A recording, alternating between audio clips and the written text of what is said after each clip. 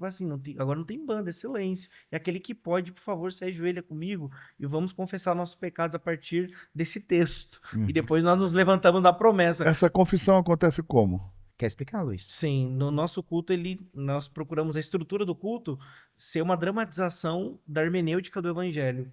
Então, nós começamos o culto com a palavra. Eu vou tentar te explicar o contexto para tentar, né, entender aonde ele é Fique à inserido. vontade. Então, nós começamos com a exposição da palavra, redramatizando a maneira como Deus criou o mundo pela palavra. Criou o homem pela palavra, criou a igreja pela sua palavra, Atos 2, né? Um som como de um vento. Não era um vento produzindo um som, era um som. Então, Deus estava ali. E daí nós temos a primeira pregação cristã, né? O apóstolo Pedro pregando, aquela conversão. Então, Deus formando a igreja pela palavra. E como é que Deus sustenta a igreja ao redor de todo esse tempo? Nós temos a Bíblia Sagrada, que é a palavra, né? Então, dramatizando o evangelho, começamos Deus fala. Então, o povo é reunido. Só pegando os pontos para a gente aprofundar, isso é muito importante porque a gente não pode começar o culto nós falando. É Deus quem fala primeiro. A gente responde. Então, na prática, o que a gente vê às vezes, Eduardo? Como é que os cultos começam? Irmãos, ficam de pé, vamos louvar ao Senhor juntos. Conta 4, batera, vem e vem a igreja tá falando. A igreja tá falando. Calma aí. Que moral vocês têm para chegar falando na presença de Deus assim?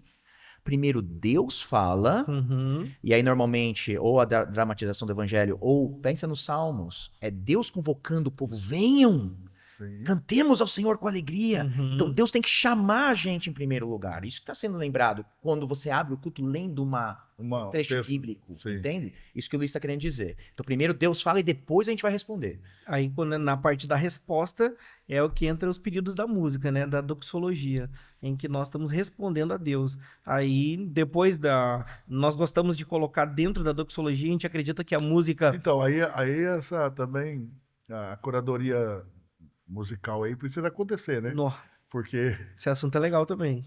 porque as músicas não são feitas para culto. Isso. Para cultuar a Deus, não? Para É. cultuar.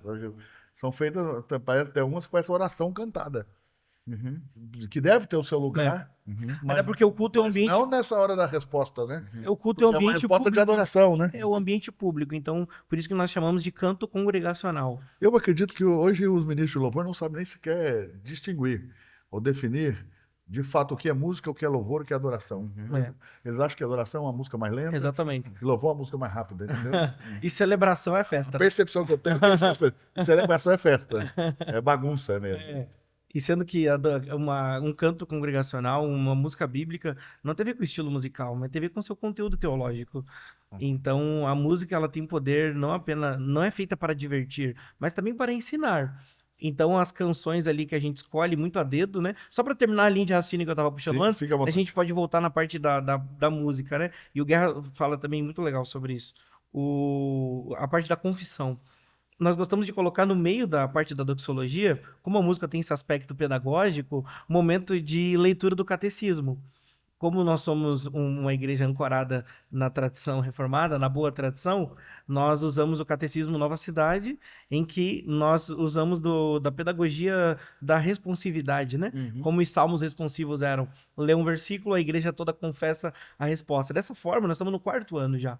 Já rodamos 4 vezes esse catecismo e a igreja aprende tanto ali. No meio da música, você aprende algo, volta a cantar em resposta e depois disso, né, nós vamos ao momento de confissão e promessa. Nós atrelamos, Eduardo, a promessa da restauração junto da confissão. Porque o que nós víamos, né, nos extremos, era que tinha o momento da confissão, o silêncio, mas era um ambiente, parece meio tenebroso até. Ia para outro extremo. Sabe? Onde saía do aspecto do peso, da glória de Deus, mas ia para um aspecto meio de legalismo, de julgamento. Então a gente pensou, cara, Deus ele tanto nos convida a confessar, mas ele nos promete o perdão e restauração. Então nós chamamos de confissão e promessa. Então nós convidamos a igreja a confessar seus pecados e depois de uns minutos ali, 1 minuto de silêncio, nós lemos texto da promessa do perdão e da restauração. Você crê que isso é voltar às primeiras tradições cristãs? Porque isso faz parte dos primeiros cultos, né? Dos cristãos primitivos. E há um legado de equilíbrio? Não, né? Porque você mesmo falou de legalismo e julgamento. Existe muito disso. Como garantir esse legado de equilíbrio? Eu parto do princípio do bispo Cranmer, no século XVI. O Keller e o Carson, e mais 2 autores, Kevin e Hughes, alguma coisa assim, escreveram um livro chamado... no português está traduzido como Louvor, né? Mas é muito interessante esse livro porque ele vai trabalhar o princípio da acessibilidade, né? Da inteligibilidade do culto, né? E também do aspecto da pedagogia do culto. Então, o culto ele não tem que apenas promover um aspecto legalista, mas o seu ensino tem que ser restaurador. O seu ensino ele tem que partir de um ponto que leva o homem a reconhecer seus pecados, mas também se encontrar com a face do Deus que nos ressuscita dos nossos pecados, né?